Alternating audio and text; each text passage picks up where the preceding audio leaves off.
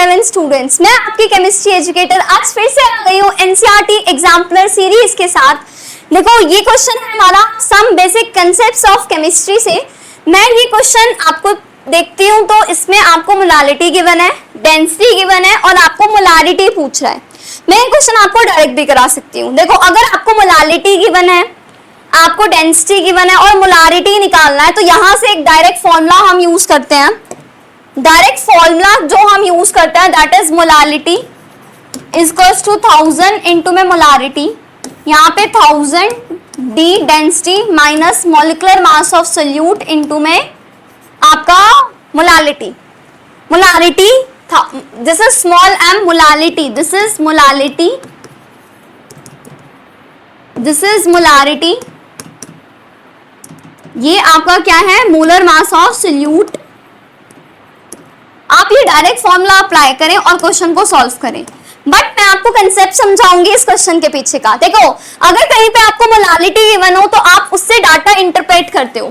3 molar का मतलब क्या होता है, तुम्हें पता है। मोलारिटी और मोलालिटी जो टर्म्स हैं उनको हम इंटरप्रेट कर सकते हैं। 3 मोलर का मतलब होता है 3 मोल्स प्रेजेंट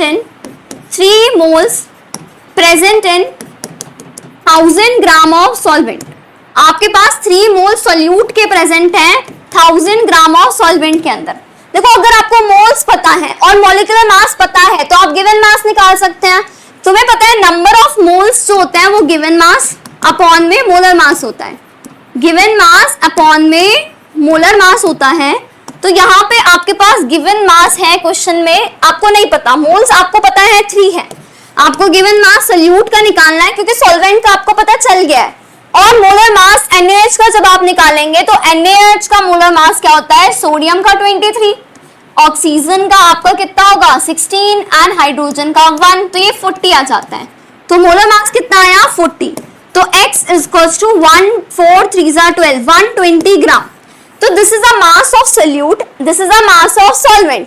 तो मास ऑफ सोल्यूशन क्या हो जाएगा मैम, सोल्यूशन का मास हो जाएगा सोल्यूट प्लस सॉल्वेंट, सोल्यूट का मास प्लस सॉल्वेंट का मास। अब चेक करें सोल्यूट का मास कितना है 120 एंड सॉल्वेंट का मास कितना है 1000। तो आपका टोटल मास कितना आया 1120 gram will be the mass of solution. अगर आपको सोल्यूशन का मास आ गया तो अब आपको डेंसिटी प्रोवाइडेड थी। अब देखो डेंसिटी क्या होती है, मास अपॉन में वॉल्यूम। तो यहाँ से वॉल्यूम क्या हो जाएगी सोल्यूशन की, मास अपॉन में डेंसिटी। मास था आपका 1120, आपकी डेंसिटी कितनी प्रोवाइडेड थी 1.110। दिस इज ग्राम पर ml में थी और आपका ये भी ग्राम में आया है। तो अब वॉल्यूम ml में आ गई है। वॉल्यूम के आते ही बस अब आपको मोलारिटी का फॉर्मूला लगाना है और क्वेश्चन को सॉल्व करना है। मोलारिटी होती है स्टूडेंट्स, नेक्स्ट पेज पे चलते हैं। मोलारिटी होती है number of moles divided by volume.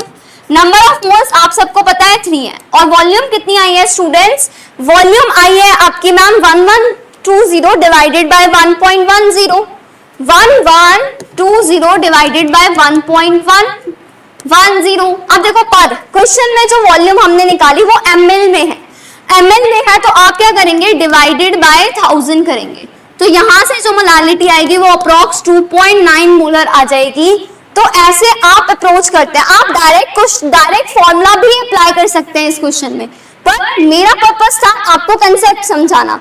अगर आपको वीडियो अच्छी लगी हो तो लाइक करें, शेयर करें एंड सब्सक्राइब करें। Thank you students.